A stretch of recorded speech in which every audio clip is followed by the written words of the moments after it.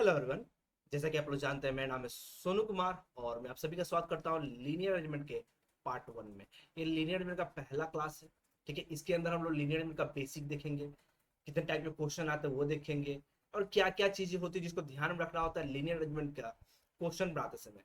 याद रखिएगा, linear arrangement जो होता है वो सिटिंग अरेंजमेंट का हिस्सा होता है। किस चीज का? सिटिंग अरेंजमेंट का। लीनियर अरेंजमेंट किस चीज का होता है? सिटिंग अरेंजमेंट का हिस्सा होता है। हमारा काम क्या होता है कि सिटिंग अरेंजमेंट के अंदर कितने सारे टाइप के क्वेश्चन आएंगे, हम वो सब डिस्कस करने वाले हैं आज। आज हम देखेंगे सिटिंग अरेंजमेंट के अंदर कितने टाइप होते हैं। एक तो हम लोगों ने देख लिया कि लीनियर अरेंजमेंट होता है, बट इसके अलावा कितने होते हैं। याद रखिएगा, जब मैं अरेंजमेंट बोलूंगा तो अरेंजमेंट का मतलब यहाँ पे किस चीज से होगा? सेटिंग अरेंजमेंट से होगा। तो लीनियर अरेंजमेंट को जानने से पहले हम लोग ये जान लेते हैं कि सिटिंग अरेंजमेंट जो होता है हमारा, वो कितने तरीके का होता है। चलिए देखते हैं सिटिंग अरेंजमेंट। तो sitting arrangement that means arrangement जो हमारा है वो दो तरीके का होता है। एक होता है लीनियर अरेंजमेंट और एक होता है सर्कुलर अरेंजमेंट। लीनियर अरेंजमेंट भी की बात करते हैं, लीनियर अरेंजमेंट जो होता है दो तरीके का होता है। एक होता है हॉरिजॉन्टल दैट मींस एक ऐसे रेखा में, और दूसरा आता है वर्टिकल जो कि इस तरह का रेखा होता है। सर्कुलर इवेंट की बात करें तो सर्कुलर इवेंट बात करेंगे जब सर्कुलर इवेंट पढ़ेंगे तब। हालांकि इसके अंदर भी डिफरेंट टाइप होते हैं, वो हम लोग मैं थोड़ा सा बता दूंगा आप लोग को, बट फर्दर बात करते हैं इसके अंदर। याद रखिएगा, हॉरिजॉन्टल अरेंजमेंट के अंदर से ही मैक्सिमम क्वेश्चन आते हैं, इसीलिए हॉरिजॉन्टल अरेंजमेंट का हम लोग कुछ मॉड्यूल देखने वाले हैं जिसके बेस पे हमारा क्वेश्चन फॉर्म होते हैं। वर्टिकल अरेंजमेंट की बात करें तो वर्टिकल अरेंजमेंट जो होता है वो भी दो तरीके का होता है। एक होता है फ्लोर अरेंजमेंट एंड दूसरा होता है हमारा क्यू या बॉक्स अरेंजमेंट, या फिर क्यू अरेंजमेंट बोलते हैं या फिर बॉक्स अरेंजमेंट बोलते हैं। ये दोनों को दोनों किस में आएगा? वर्टिकल में। कहने का मतलब इस लाइन में जो भी रेखा हो अरेंजमेंट होगा सब किस में आएगा? वर्टिकल में आएगा। वहीं सर्कुलर अरेंजमेंट की बात करें, सर्कुलर अरेंजमेंट के अंदर बहुत सारे टाइप आ सकते हैं। स्क्वायर अरेंजमेंट आ जाएगा, रेक्टेंगुलर आ जाएगा, एक्सेट्रा में डालता हूँ, और भी डिफरेंट टाइप के आएंगे, ऑक्टागोनल, पेंटागोनल, ट्रायंगुलर, ये सब के सब सर्कुलर अरेंजमेंट के अंतर्गत ही आते हैं। वो डिस्कस करेंगे कब? जब सर्कुलर सिटिंग अरेंजमेंट पढ़ेंगे तब। आज हम लोग देख रहे हैं लीनियर सिटिंग अरेंजमेंट, तो उसके ऊपर बात करेंगे। और क्योंकि मैंने बोला कि हॉरिजॉन्टल अरेंजमेंट से ही मैक्सिमम क्वेश्चन आते हैं, तो हम लोग क्या करेंगे? हॉरिजॉन्टल अरेंजमेंट का मॉड्यूल देखने वाले हैं। एंड देन वर्टिकल अरेंजमेंट दो ही टाइप है हमारे पास, floor based arrangement and queue and box arrangement. तो इसको डायरेक्ट क्वेश्चन के ऊपर देखेंगे। पहले मॉड्यूल सीखते हैं हॉरिजॉन्टल अरेंजमेंट का। तो देखिए, मॉड्यूल की बात करें तो पहला मॉड्यूल हमारा क्या है? Facing north.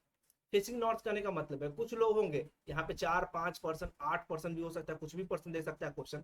मैं यहाँ 5% का एग्जाम्पल ले रहा हूँ, ABCDE। सबके सब कहाँ फेस करें? नॉर्थ, जैसे कि आप लोगों को दिख रहा होगा ऊपर। जब सबके सब नॉर्थ फेस करते हैं तो उस वाले केस में ये जो एंड दिख रहा होगा ये होता है हमारा क्या? Right and. और ये जो एंड दिख रहा है ये हमारा क्या होता है? Left and. अगर पर्सन के रिस्पेक्ट में बात करें तो पर्सन से जिस एंड की ओर बढ़ेंगे तो उसका राइट या लेफ्ट होगा।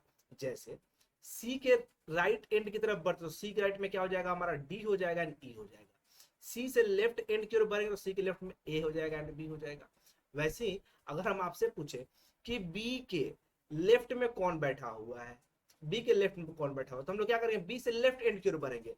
तो बी से लेफ्ट एंड की ओर इधर बढ़ेंगे, यानी कौन बैठा हुआ है? ए बैठा हुआ है। तो आंसर क्या हो जाएगा हमारा? ए हो जाएगा। समझ रहे? ये था मॉड्यूल नंबर 1। मॉड्यूल नंबर 2 की बात करें तो मॉड्यूल नंबर 2 हमारा होता है क्या? Facing south. नॉर्थ अरेंजमेंट जो हमने मॉड्यूल नंबर 1 देखा, जिसमें फेसिंग नॉर्थ देखा था, जस्ट उसका उल्टा, जस्ट उल्टा उल्टा। यहाँ पे भी मैंने 5% का एग्जाम्पल लिया है। याद रखिएगा, नंबर ऑफ पर्सन जो होंगे वो चेंज हो सकते हैं। वो 5 हो सकते हैं, 8 हो सकते हैं, 6 हो सकते हैं, 10 हो सकते हैं, कुछ भी हो सकता है। मैंने यहाँ 5% का एग्जाम्पल लिया है। इस वाले केस में एक्सक्यूज मी, इस वाले केस में राइट एंड क्या हो जाएगा? चेंज हो जाएगा। अब देखिए, राइट एंड इस साइड हो गया और लेफ्ट क्या हो गया? इस साइड हो गया। यानी एकदम उल्टा हो गया किसके? मॉड्यूल नंबर 1 के, यानी फेसिंग नॉर्थ जस्ट उल्टा। यानी अगर हम आपसे पूछे कि सी के राइट में कौन बैठा हुआ है, तो मैंने जैसे बताया पहले वाले एडिशन में कि पर्सन के रिस्पेक्ट में जिस एंड की ओर बढ़ेंगे वो उसका राइट या लेफ्ट होगा। तो सी के राइट में कौन होगा? तो सी से राइट एंड की ओर बढ़ेंगे। तो इस बार कौन हो गया राइट में? ए और बी हो गया। सी के लेफ्ट में कौन बैठा हुआ है? तो डी और बी हो गया। अगर अब हम आपसे पूछे कि बी के लेफ्ट में कौन बैठा हुआ है, बी के लेफ्ट में कौन बैठा हुआ है, आंसर क्या हो जाएगा? आंसर क्या हो जाएगा? तो बी से लेफ्ट हैंड की ओर बढ़ेंगे। बी के लेफ्ट में बैठा हुआ है हमारा सी, हमारा डी एंड हमारा E। ये सब के सब बी के लेफ्ट में बैठे हुए। ठीक है, तो ये हमारा दूसरा मॉड्यूल। मॉड्यूल नंबर 3 की बात करें तो मॉड्यूल नंबर 3 जो होता है उस वाले केस में हम बात करते हैं some are facing south and some are facing north. That means कुछ लोग नॉर्थ और कुछ लोग साउथ देख रहे होंगे, जैसा कि आपको यहाँ डायग्राम में दिख रहा होगा, जैसा कि आपको यहाँ पे डायग्राम में दिख रहा होगा। इस वाले केस में हम एंड डिटरमाइन नहीं कर सकते, यानी हम नहीं कह सकते हैं कि ये राइट एंड है या फिर ये लेफ्ट एंड है। सेम उसी तरीके से हम नहीं कह सकते हैं कि ये लेफ्ट एंड है या फिर राइट एंड है, क्योंकि पर्सन के रिस्पेक्ट में जो पर्सन जिस डायरेक्शन को फेस कर रहा होगा उसके अकॉर्डिंग राइट लेफ्ट बनेगा हमारा, यानी उसके अकॉर्डिंग एंड भी डिटरमाइंड होगा। तो बी को देखिए, बी क्या है हमारा, फेसिंग नॉर्थ है। तो नॉर्थ वाले केस में हम लोग को पता है कि ये वाला हिस्सा क्या होता था, राइट होता था, यानी कि ये एंड क्या हो गया, राइट एंड हो गया। और ये वाला हिस्सा क्या होता था, लेफ्ट होता था। कब, जब कोई पर्सन नॉर्थ की फेस कर रहा है तब that means left right and क्या हो जाएगा, चेंज हो जाएगा। वही सी के रिस्पेक्ट में बात करें तो सी के इस साइड हम लोग जानते हैं क्या होता था, लेफ्ट हुआ था। कब, जब सी कहां फेस कर रहा है, साउथ की ओर फेस कर रहा है तब। तो सी के लेफ्ट में इधर हो गया और सी के राइट में इधर हो गया, यानी सी के लिए राइट एंड ये हो गया, बट वही बी के लिए लेफ्ट एंड ये हो गया। इसीलिए हम लोग एंड डिटरमाइन नहीं कर सकते। बट पर्सन के रिस्पेक्ट में, जैसे मॉड्यूल नंबर 1 मॉड्यूल नंबर 2 पढ़ा था, उसी रिस्पेक्ट में हम लोग राइट या लेफ्ट डिसाइड करेंगे पर्सन के रिस्पेक्ट में, यानी कौन सा पर्सन किधर फेस कर रहा है। नॉर्थ फेस कर रहा है तो नॉर्थ के अकॉर्डिंग, साउथ फेस कर रहा है तो साउथ के अकॉर्डिंग। ठीक है, तो ये बेसिक 3 मॉड्यूल हो गए गाइस। मॉड्यूल नंबर 4 की बात करते हैं हम लोग। मॉड्यूल नंबर 4 हमारा 2 रोज के ऊपर, किसके ऊपर, 2 रोज के ऊपर। देखिए मॉड्यूल नंबर 4 2 रोज। यहाँ पे सिंपल बोल सकता है कि यहाँ पे 10% का यहाँ पर लिया है, ये 4% हो सकते हैं, 12% भी हो सकते हैं। बोला जाएगा आपसे क्वेश्चन में क्या, कि 5% ईच रो में बैठे हुए हैं। लेट्स सपोज रो 1 में 5% ए बी सी डी ई बैठा हुआ है और रो 2 में के एफ जी एच आई बैठा हुआ है। और साथ में ये मेंशन किया रहेगा कि रो 1 के जो पर्सन होंगे एग्जैक्टली फेस कर रहे होंगे रो 2 के पर्सन को, ये मेंशन होगा। और कौन से पर्सन नॉर्थ फेस करे, कौन से पर्सन साउथ फेस करे, ये मेंशन हो भी सकता है और नहीं भी मेंशन हो सकता है। तो अगर इस केस की बात करते, इस वाले केस में आपको दिख रहा होगा, क्योंकि ऊपर वाला रो 1 के पर्सन सभी के सभी साउथ की ओर फेस कर रहे हैं, तो इस वाले केस में ये क्या हो जाएगा हमारा, राइट हैंड ऊपर वाले के लिए, और ये क्या हो जाएगा, लेफ्ट हैंड हो जाएगा। नीचे वाले केस के लिए ये हो जाएगा लेफ्ट हैंड और ये क्या हो जाएगा, राइट हैंड। ठीक है, ये मॉड्यूल नंबर 4 है। याद रखिएगा इन सारे मॉड्यूल में सिर्फ इतना ही नहीं देखे, कुछ लाइकिंग भी दे सकता है। जैसे मॉड्यूल नंबर 5 की पहले बात कर लेते हैं, उसके बाद लाइकिंग वाला केस भी डिस्कस करेंगे। मॉड्यूल नंबर 5 में लिखा गया वैकेंट सीट। अब वैकेंट सीट क्वेश्चन देगा कैसे, तो देखिए इन्फॉर्मेशन कुछ इस तरीके से दे सकता है, जैसे कि मैंने यहाँ 5% का एग्जाम्पल लिया है, इसी के ऊपर बात कर लेते हैं। बोल दिया क्या, 5% तो क्लियर लिखता हूँ, 5% sitting on 6 सीट। अब आप लोग मुझे बताइए 5% जो होता है क्या 6 सीटें बैठ सकता है, नहीं बैठ सकता है ना, एक सीट खाली रह जाएगा। तो वही चीज हो गया, एक सीट यहाँ पे खाली रह गया, तो ये क्या हो गया, वैकेंट सीट का मॉड्यूल। याद रखिएगा इस वाले केस में मॉड्यूल नंबर 1, मॉड्यूल नंबर 2 या मॉड्यूल नंबर 3, इन तीनों में से किसी एक इंफॉर्मेशन को जरूर इसमें डाला रहेगा। यानी बोल देगा 5% sitting on 6 seat facing north, पहला केस। दूसरा केस फेसिंग साउथ। तीसरा केस क्या हो जाएगा हमारा, some are facing north, some are facing south. कुछ भी डाल सकता है। मॉड्यूल 1, 2 एंड 3 जो मैंने अभी डिस्कस किया सबसे ज्यादा इंपॉर्टेंट है, इस बात को दिमाग में बैठा लीजिए, क्योंकि उसी पे मैक्सिमम, उसी पे ही सारा मॉड्यूल बनने वाला है। 5वां मॉड्यूल था, 6ठा मॉड्यूल भी देख लेते हैं हम लोग। ये है मॉड्यूल नंबर 6। ये क्या है, मॉड्यूल नंबर 6, जिसमें बोला गया है क्या, पर्सन विद देयर लाइकिंग। यहाँ पे मैंने सिंपल एग्जांपल लिया है, ए बी सी डी 5% बैठे हुए हैं और सबको सब डिफरेंट कलर को पसंद करते हैं। किस चीज को, कलर को पसंद करते हैं। इस कलर के जगह पे कुछ भी हो सकता है। इस कलर के जगह पे हमारा सिटी हो सकता है, इस कलर के जगह पे कोई कंपनी हो सकता है। ठीक है, इस कलर के जगह पे कोई डिफरेंट मॉड्यूल का मॉडल का कार हो सकता है। समझ रहे, ये कुछ भी हो सकता है। City, country, different car, different company, कुछ भी हो सकता है मॉड्यूल लाइकिंग के जगह पे, याद रखिएगा ध्यान से। ठीक है, तो ये था मॉड्यूल नंबर 6। और इसमें भी मॉड्यूल नंबर 1, मॉड्यूल नंबर 2 और मॉड्यूल नंबर 3 में से कोई एक इंफॉर्मेशन जरूर मेंशन किया जाएगा कि 5% बैठे हुए हैं, डिफरेंट कलर को पसंद करते हैं और सब के सब नॉर्थ फेस कर रहे हैं, केस 1। केस नंबर 2 सब के सब साउथ फेस कर रहे हैं। एंड केस नंबर 4 बोल देगा क्या, सॉरी केस नंबर 3 बोल देगा क्या, some are facing north, some are facing south. ठीक है, और ये लाइकिंग किसी भी तरीके से कहीं भी मेंशन कर सकता है गाइस, चाहे वो टू रो का केस हो या वैकेंट मॉड्यूल का केस हो, कहीं भी लाइकिंग मेंशन किया जा सकता है। इस टाइप के क्वेश्चन बनते हैं। ठीक है, क्वेश्चन का एग्जामिनेशन के पैटर्न के ऊपर, अगर मेंस का एग्जामिनेशन है तो क्वेश्चन को एडवांस करने के लिए लाइकिंग को ज्यादा भराया जा सकता है, यानी कि 2 से 3 लाइकिंग दिया जा सकता है, तो सिंगल लाइकिंग पे भी क्वेश्चन बनते हैं। चलिए नेक्स्ट बात करते हैं। अब एक इंफॉर्मेशन ध्यान रखिएगा, ये इंफॉर्मेशन इंपॉर्टेंट है। If direction is not given, अगर हमको डायरेक्शन मेंशन नहीं है, नॉट गिवन है, always assume that they all are facing north, सबको सब कहां फेस कर रहे हैं, नॉर्थ फेस कर रहे हैं। You can assume south as well, अब चाहे तो साउथ भी अज्यूम कर सकते तो कोई फर्क नहीं पड़ेगा, लेकिन मैं बोल रहा हूं नॉर्थ। भाई इसके पीछे का लॉजिक क्या है, that is very important no. तो लॉजिक के लिए क्या करते हैं, मैं समझाता हूं आपको लॉजिक। देखिए मैं बोलता हूं कि 5% है, ए बी, 4% एग्जाम्पल थे, सी एंड डी, सबके सब नॉर्थ फेस कर रहे हैं, कुछ इस तरीके से। अब 5% फिर लेता हूं, A B C and D, सबके सब साउथ फेस कर रहे हैं। कोई फर्क नहीं पड़ने वाला है आंसर पे, आंसर जो हम निकालेंगे उसमें कोई फर्क नहीं पड़ने वाला, बट फर्क कहां पड़ेगा, जब क्वेश्चन सॉल्व कर रहे होंगे तो ये वाले केस मैंने केस 1 जब नॉर्थ फेस कर रहा होगा, जब नॉर्थ फेस कर रहे हो तो उस वाले केस में मेरा राइट, यानी कि मेरा राइट हैंड है, देखिए मेरा राइट राइट एंड को इंडिकेट कर रहा होगा, मेरा लेफ्ट लेफ्ट एंड को इंडिकेट कर रहा हूं, पर्सन के हिसाब से जो मेरा राइट होगा वही पर्सन का राइट भी होगा। लेकिन इस वाले केस में चेंज हो जाता है, जब हम लोग साउथ फेस कर रहे होते हैं तो ये क्या होता है, चेंज हो जाता है। मेरा राइट जो होता है और यहाँ पे क्या होता है, लेफ्ट बन जाता है, और मेरा लेफ्ट क्या होता है, वो राइट बन जाता है। तो यहाँ पे थोड़ा सा दिमाग लगाने की जरूरत पड़ती है कि भाई राइट लेफ्ट क्लियर कर रहे हैं ना दिमाग में। इसी चीज को अवॉइड करने के लिए हम लोग क्या करते हैं कि हम फालतू का टेंशन क्यों लें, उस टेंशन को अवॉइड करने के लिए हम क्या अज्यूम करते हैं, इससे आपको सब कहां फेस कर रहा है, नॉर्थ फेस कर रहा है, और बेस्ट होता है, आसानी से बनता है, इसमें क्यों हम दिमाग एक्स्ट्रा लगाए। समझ रहे बात, बस इसी के लिए, और कोई अंतर नहीं है। आप साउथ मान के बनाइएगा तो भी आंसर पे कोई फर्क नहीं पड़ने वाला। चलिए नेक्स्ट, जब मॉड्यूल हम लोग सीख चुके हैं तब हम लोग सीखेंगे क्या, कुछ इंफॉर्मेशन जो क्वेश्चन को सॉल्व करने में बहुत ज्यादा इंपॉर्टेंट रोल प्ले करता है। जैसे पहला information, A sitting to the right of B का मतलब क्या होता है। Second information, A sitting second to the right of B का मतलब क्या होता है। Third information, A sitting 2 place away from B का मतलब क्या होता है। Fourth information, A sitting between B and C का मतलब क्या होता है, and A sitting exactly between B and C का मतलब क्या होता है। 4 और 5 में कोई डिफरेंस है या नहीं है, यहाँ पे 2 और 3 में कोई डिफरेंस है या नहीं, अगर है तो क्या है, ये सब हम लोग सीखने वाले हैं। A is neighbour of B and C and A is neither the neighbour of B nor C का मतलब क्या होता है, इन दोनों में क्या डिफरेंस है नहीं है, इन सारे इंफॉर्मेशन को जानना और समझना बहुत इंपॉर्टेंट है। चलिए तो एक एक करके सारे इंफॉर्मेशन को समझते हैं, इसका मीनिंग क्या निकलता है, इसका पॉसिबिलिटीज कितने बनते हैं।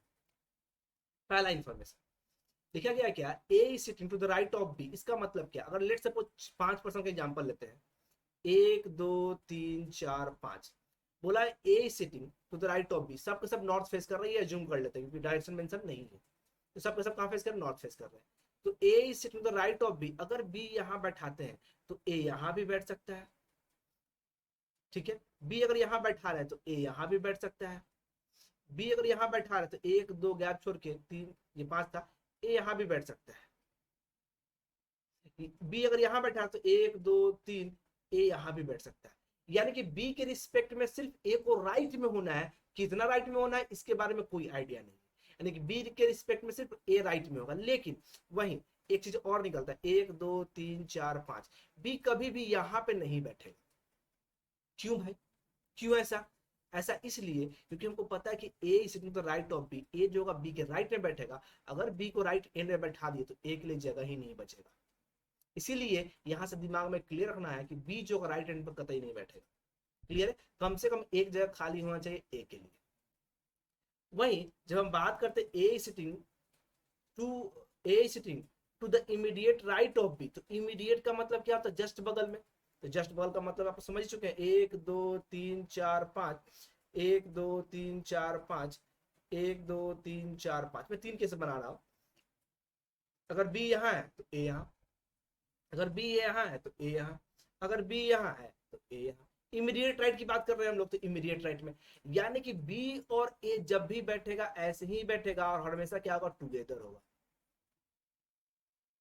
हमेशा क्या होगा, टुगेदर होगा। ये दिमाग में क्लियर होना चाहिए। तो ये हो गया हमारा ए और बी का इमीडिएट राइट का पोजीशन। नाउ नेक्स्ट इंफॉर्मेशन की बात करते हैं।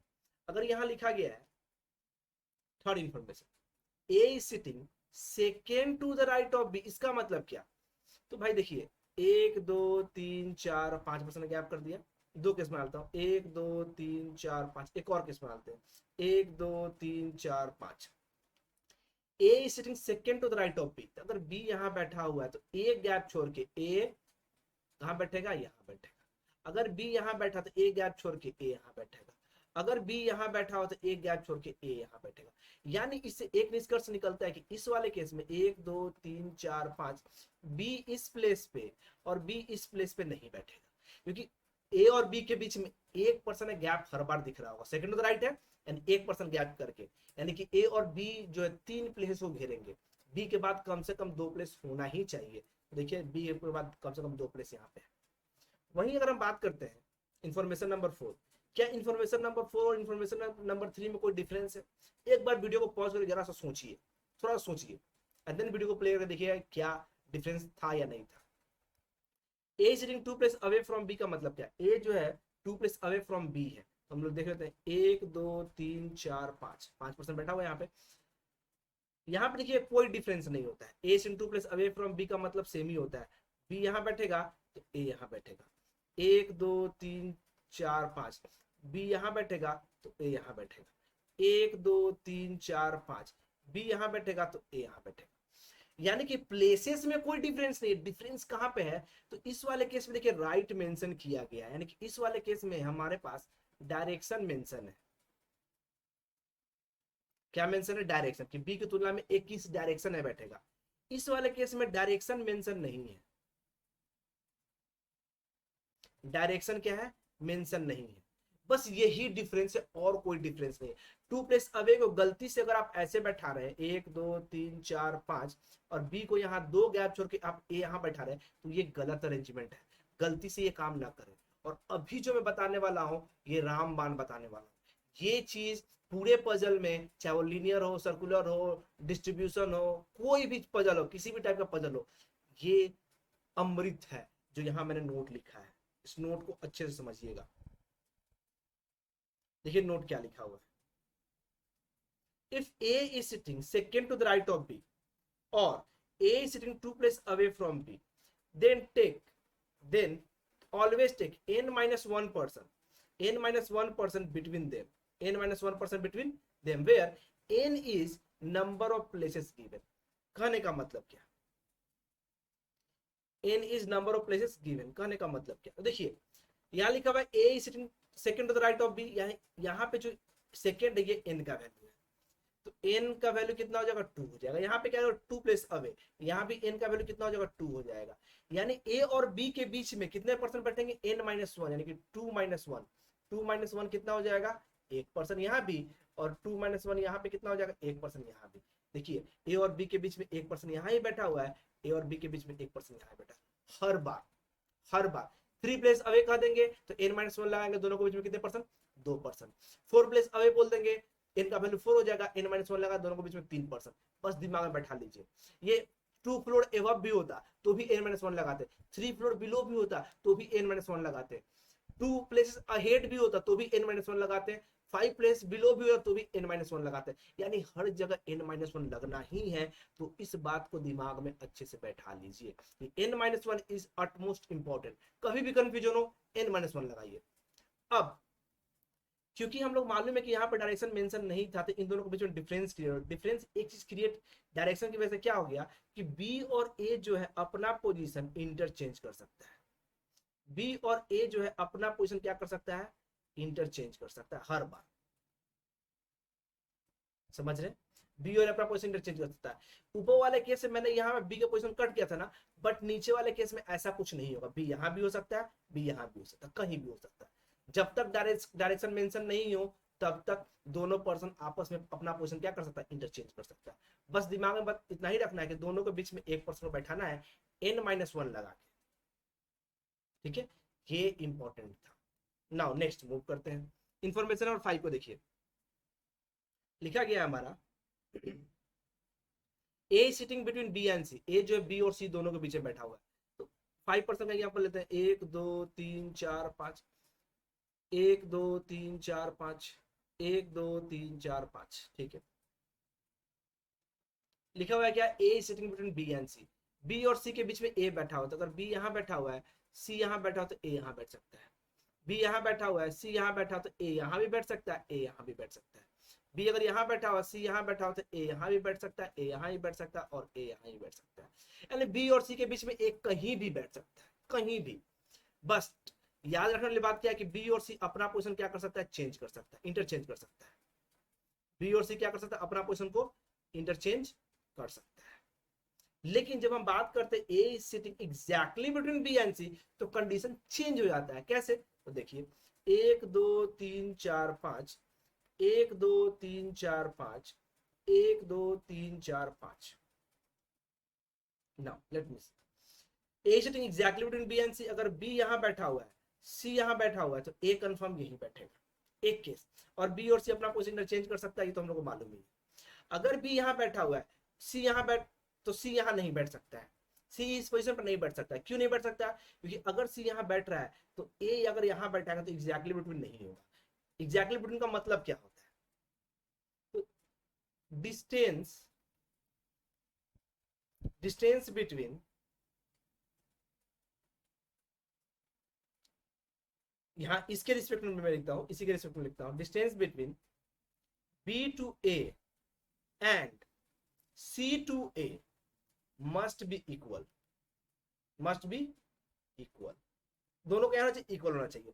तो यहाँ पे देखिए बी टू ए जा रहा, तो कोई डिस्टेंस नहीं है, बट सी टू ए जा रहा, तो एक का गैप हो जा रहा है, कि ये एग्जैक्टली बिटवीन केस नहीं। वही अगर हम बी यहाँ लिख रहे हैं, सी यहाँ लिख रहे हैं, तो ए यहाँ बैठेगा, देखिए एग्जैक्टली बिटवीन, एक गैप है, एक गैप यहाँ भी है ना, एग्जैक्टली बिटवीन। तो याद रखना है, एक चीज और ध्यान रखने वाला बात है कि एग्जैक्टली बिटवीन जो होगा, हमेशा जो होगा ऑड नंबर ऑफ पोजीशन पे होगा, ऑड नंबर ऑफ पोजीशन पे होगा। ये भी बात ध्यान में रखने वाला है, एग्जैक्टली बिटवीन कब भी होगा तो ऑड नंबर पोजीशन होगा। जैसे पहले वाले केस में देखिए ए बी सी तीन ही प्लेस लिया, ऑड नंबर। दूसरा वाले केस में देखिएगा A B C D 4 place लिया, तो ये पॉसिबल ही नहीं हो पाया, नॉट पॉसिबल। तीसरे वाले केस में देखिएगा, ये सेकंड केस था हमारा, थर्ड नंबर वाले केस में देखिएगा तो बी 1 2 3 4 5 प्लेस लिया है ए बी सी, तब जाके एग्जैक्टली बिटवीन हुआ है, तो 5 भी क्या होता है, हमारा ऑड नंबर ही होता है। समझ रहे गाइस, यानी कि एग्जैक्टली बिटवीन जब भी बैठाना होगा, तो आपको दिमाग में रखना पड़ेगा कि ऑड नंबर ऑफ प्लेस होना ही चाहिए। अगर ऐसा नहीं हो पा रहा है, दैट मींस आप कहीं ना कहीं गलती कर रहे हैं, कहीं ना कहीं अरेंजमेंट में कुछ प्रॉब्लम हुआ है, आपको फिर से पढ़ के ठीक करना होगा। समझ गए, तो ये था इंफॉर्मेशन जो आपको दिमाग में रखना पड़ेगा। साथ में लास्ट इंफॉर्मेशन की बात कर लेते हैं, ये क्या लिखा हुआ है, A is neighbour of B and C. भाई ये तो सिंपल है, 1 2 3 4 5, A is neighbour of B and C, यानी कि बी और सी के बीच में ए हमेशा कंफर्म ऐसे ही बैठेगा। यानी सिंपल बोल दें कि ये अरेंजमेंट बैठेगा कैसे, तो बी ए सी ऐसे बैठ सकता है, सी ए बी ऐसे हो सकता है। बस यही दो केस बैठेगा, जब भी ये होगा ये सब सब साथ में होगा। ठीक है, यहाँ नेबर हो तो भी, एडजेसेंट हो तो भी, नेक्स्ट टू ईच अदर हो तो भी, तीनों केस में यही दो केस बनेगा और टुगेदर ही रहेगा, तीनों एक साथ बैठेगा, यानी तीन पोजीशन को अक्वायर करेगा एक साथ कंटिन्यूअसली। वही हम बात करते हैं A's neither of neither the neighbour of B not C. इसका मतलब क्या, ए बी के बगल में नहीं बैठेगा, ए सी के बगल में नहीं बैठेगा, ए बी सी ऐसे भी नहीं पॉसिबल, सी ए बी ऐसे भी नहीं पॉसिबल। कहने का मतलब है कि ए जब भी बैठेगा बी और सी दोनों से दूर बैठेगा, दोनों से दूर बैठेगा, एक साथ नहीं आ सकता, बस यही। तो ये था पूरा लीनियर अरेंजमेंट का बेसिक, आई होप आपको समझ में आया होगा। और इसके रिगार्डिंग एक छोटा सा क्वेश्चन देखते हैं, ये रहा हमारा क्वेश्चन। एक बार वीडियो को पॉज करके ट्राई कीजिए इस क्वेश्चन को, एंड देन प्ले करके देखिए कैसे इस क्वेश्चन को सॉल्व किया मैंने, कितने इजी तरीके से सॉल्व हुआ है। चलिए, देखा गया 5 person A B C D and E sit in a row, not necessarily in the same order. ठीक है जी, E sit exactly between B and C, हम लोग को मालूम है 5% है, बट ई जो एग्जैक्टली बी और सी के बीच में बैठा है, तो बी और सी के बीच में एग्जैक्टली ऐसे बैठ सकता है। एक केस, अगर 5% का ग्रुप बना रहे हैं तो 3 4 5% का ग्रुप बना रहे हैं तो। दूसरा केस क्या बनेगा, तो बी बीच में ई बैठेगा और सी लास्ट में बैठेगा, क्योंकि हम लोगों ने डिस्कस किया था अभी कुछ देर पहले कि ऑड नंबर ऑफ प्लेसेस में ही बैठेगा एग्जैक्टली बिटवीन। फिर लिखा if A sit exactly between B and D, अगर ए बैठता बी और डी के बीच में एग्जैक्टली। अच्छा एक चीज और, मैंने आप लोग को बताया था कि बी और सी अपना पोजीशन चेंज कर सकता है, तो ये ऐसे भी बैठ सकता है और कुछ और भी तरीके से बैठ सकता है, सी और बी अपना पोजीशन चेंज करके बैठ सकता है, that mean C E B ऐसे भी हो सकता है। दो गैप यहाँ कर दिया मैंने, तो भी कोई दिक्कत नहीं है हमारे पास, ठीक है। यहाँ लिखा हुआ था if A sit exactly between B and D, A जो है एग्जैक्टली बैठ रहा है बी और डी के बीच में, तो यहाँ पे देखिए तो केस नंबर इस वाले केस में क्या बी और डी के बीच में एग्जैक्टली ए बैठा सकते हैं क्या? अगर ए यहाँ बैठा रहे और डी यहाँ बैठा रहे तो एग्जैक्टली तो है नहीं, क्योंकि डी से ए का गैप, ए के बीच में ए का गैप हो जा रहा है, बी से ए के बीच में नहीं हो रहा है, यानी ये केस रॉन्ग हो गया। इस केस की बात करें तो हमारे पास मालूम है कि बी ई सी ऐसे बैठा हुआ है, तो ए तो नहीं बैठा सकते अगर ये दो प्लेस यहाँ पे है। अगर हम ये दो प्लेस को यहाँ से हटा दे तो और दो प्लेस इधर कर दे तो देखिए तो A sit exactly between B and D, तो बी तो हमारे पास है ही, ए यहाँ हो गया डी यहाँ हो गया, बैठ गया ना।